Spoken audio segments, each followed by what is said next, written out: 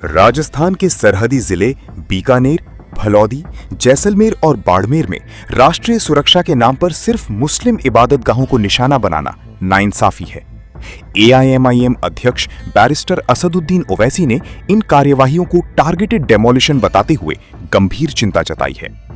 AIMIM Barmer जिला अध्यक्ष शफी जमील कासिमी के मुताबिक बीकानेर में 4 मस्जिदें और फलौदी, जैसलमेर तथा बाड़मेर में 9 मस्जिदें और दरगाहें पहले ही गिराई जा चुकी हैं। इसके अलावा सैकड़ों अन्य धार्मिक स्थलों को भी नोटिस जारी किए गए हैं। इन स्थलों में जैसलमेर के रामगढ़ तनोट बाईपास रोड पर स्थित लगभग 250 साल पुरानी हजरत महमूद शाह जिलानी रहमतुल्लाह अलैह की दरगाह भी शामिल। हम लोग अभी मौजूद हैं, ये मालाना गांव है बॉर्डर के नजदीक, और ये मुनाबाव गडरा से आगे मुनाबाव बॉर्डर के करीब है।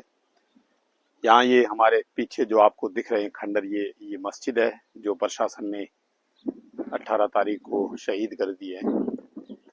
और हम लोग यहाँ बैरिस्टर असदुद्दीन ओवैसी साहब के हुक्म पर, मैं शफी जमील कासमी जिला अध्यक्ष, मेरे साथ हाजी फजल समेजा, ये हमारे बाड़मेर के प्रभारी है एमआईएम के, मेरे साथ हैं बादल खान समेजा, ये जिला उपाध्यक्ष हैं, साथ ही मौलवी जमालुद्दीन साहब हैं और पूरे यहाँ के स्थानीय लोग भी हैं। हम लोग इस जगह को, कल तो हम लोग कुछ प्रशासनिक कार्रवाई की वजह से उधर थे। बाड़मेर में आज भी कई जगह मस्जिदें शहीद की जा रही है। तो असल बात ये है यहाँ के लोगों का, और प्रशासन जिसका काम है जनता को संतुष्ट करना, वो जनता को या यहाँ के लोकल लोगों के विश्वास को तोड़ने में लगी हुई है। और जो लीगल प्रोसेस है कि 15 दिन का सुप्रीम कोर्ट का आदेश है कि 15 दिन पहले नोटिस दिया जाए ताकि उसकी जगह पे कोई और रास्ता निकाला जाए, वो तमाम चीजें जो लोकल प्रोसेस है वो पब्लिक प्रशासन ने नहीं किया है। जनता का यही है, कल रात के टाइम में 9-10 बजे आकर के चुपके से प्रशासन यहाँ इनको नोटिस दे जाता है और सुबह आकर के ये मस्जिद शहीद कर दी जाती है। इस मस्जिद को शहीद करने से कोई प्रशासन को अगर कोई राष्ट्रीय सुरक्षा का मसला है, तो सवाल ये है कि ऐसा कौन सा राष्ट्रीय सुरक्षा के लिए खतरा था जो प्रशासन ने जनता को विश्वास में लिए बगैर ये मस्जिदें शहीद करने से।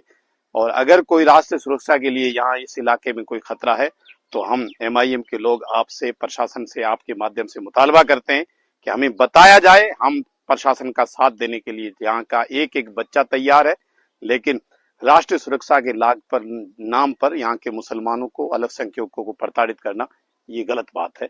इससे अच्छा संदेश नहीं जाए। देखिए, ये एक सोची समझी बीजेपी की रणनीति है जिससे कोई किसी से ढकी छुपी नहीं है।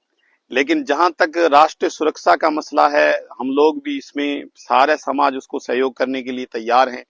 लेकिन ये बाड़मेर जैसलमेर का बॉर्डर है जिसने आजादी से लेकर आज तक, जब से ये पड़ोसी मुल्क बना है, उससे लेकर आज तक कभी भी किसी की भी इस एरिया के किसी आदमी ने बैरून मुल्क किसी की मुखबिरी ना की है, ना बैरून मुल्क कोई संपर्क रखा है।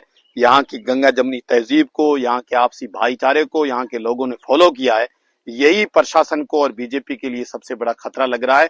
इसलिए प्रशासन यहाँ आपस में ये बीजेपी के लोगों के कहने की वजह से ये कार्रवाइयां कर रहा है, जो बहुत ही निंदनीय है। और इस तरह की कार्रवाइयों से पब्लिक में अविश्वास और मजीद बढ़ेगा, और इसके लिए जो आगे आने वाले हालात बनेंगे उसके लिए प्रशासन जिम्मेदार होगा। मेरा प्रशासन से यही निवेदन है कि बीजेपी के कार्यकर्ता की तरफ काम ना करे, कानून को सामने रखकर काम करे।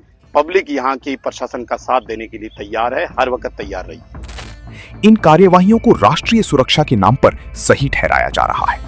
हालांकि स्थानीय लोगों का कहना है कि इन क्षेत्रों के निवासियों का कभी भी ऐसी किसी गतिविधि से संबंध नहीं रहा है जिससे राष्ट्रीय सुरक्षा को कोई खतरा पैदा हुआ हो।